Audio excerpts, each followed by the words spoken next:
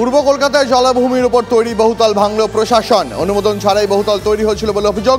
মুকুন্দপুর এলাকায় জলা জমি ভরাট করে বহুতলটি তৈরি হয়। সোনারপুরের বিডিও এবং নরেন্দ্রপুর থানার পুলিশের যৌথ অভিযান। এক সপ্তাহের মধ্যে পুরো বাড়ির কাজ সম্পূর্ণ হবে। নজরদারি এড়িয়ে কিভাবে এই বহুতল নির্মাণ হলো তা নিয়েই উঠছে প্রশ্ন। তার মানে শুধু আজ নয়, আগামী এক সপ্তাহের মধ্যে এই ভেঙে ফেলার কাজ সম্পূর্ণ হবে। কিভাবে জলা জমি বুঝিয়ে এই শহরের মাঝখানে একটা আস্ত বিল্ডিং গজিয়ে উঠতে পারে, একটা আস্ত বহুতল গজিয়ে উঠতে পারে, সেই প্রশ্ন তো উঠছেই।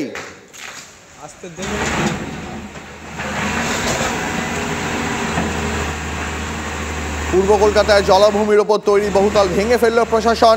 অনুমোদন ছাড়াই বহুতলটি তৈরি হয়েছিল বলে অভিযোগ। মুকুন্দপুর এলাকায় জলা জমি ভরাট করে বহুতলটি তৈরি হয়। সোনারপুরের বিডিও এবং নরেন্দ্রপুর থানার পুলিশের যৌথ অভিযানে ভাঙা হলো বহুতলটি একাংশ। আগামী এক সপ্তাহের মধ্যে পুরো বাড়ি ভাঙার কাজ সম্পূর্ণ হবে। জায়গাটা যার, তিনি হাইকোর্টে কেস করেছিলেন যে ওনার জায়গায় কেউ অবৈধভাবে একটা বাড়ি বানিয়ে দিয়েছে।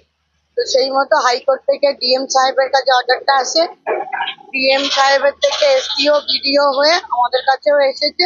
টোটালটাই অবৈধভাবে সমস্ত কিছু হচ্ছে বিনা পারমিশনে। সেই মতো কোর্টের অর্ডার অনুযায়ী এটা ভাঙা চলছে।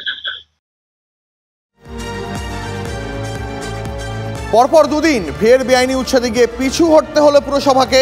আজ তৃণমূল পরিচালিত শিলিগুড়ি পুরসভার তরফে বেআইনি উচ্ছেদ অভিযানে গেলে বাধা দেয় শাসক দলেরই শ্রমিক সংগঠন। নিশ্চয়ই আপনাদের মনে আছে, গতকালে উচ্ছেদ অভিযানে গিয়ে বাধা দেন মেয়র পরিষদ দিলীপ বর্মন। মাস দেড়েক আগে নবান্নে বসে ফুটপাতকে দখলমুক্ত করার কড়া বার্তা দিয়েছিলেন রাজ্যের প্রশাসনিক প্রধান।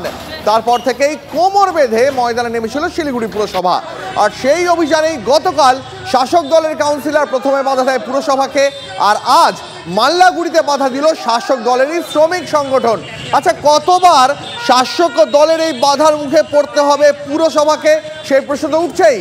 বিক্ষোভের মুখে পড়ে অভিযান অর্ধসমাপ্ত রেখেই ফিরতে হয় পুরকর্মীদের।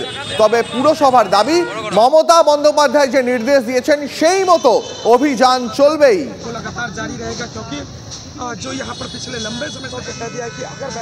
আমরা শুধু একই চাই, একটাই দাবি আমাদের, পুনর্বাসন চাই। আমাদের পুনর্বাসন দিক, আমরা এখানে উঠে চলে যাবো।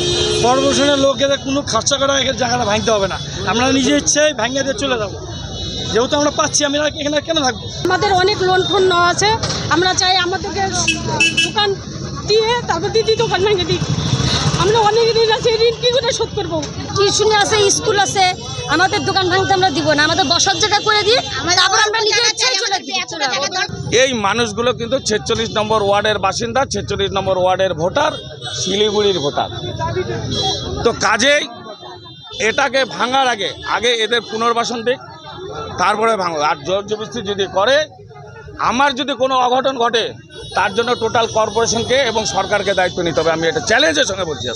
রাজ্য সরকারের একটা ঘোষিত নীতি আছে, এখন আমরা সেই ঘোষিত নীতি অনুযায়ী আমরা কাজ করব। প্রয়োজনে আরও আলাপ আলোচনা হবে, কোনো অসুবিধা নেই। কিন্তু রাজ্য সরকার মানুষের সুবিধার্থে যে নীতিটা নিচ্ছেন, আমরা কতগুলো হকার্স কর্নারও বানাচ্ছি, কতগুলো জায়গাতে রিহ্যাব যতটা সম্ভব আমরা করব। সরকারি নীতি নিয়ম নিয়ে চলব।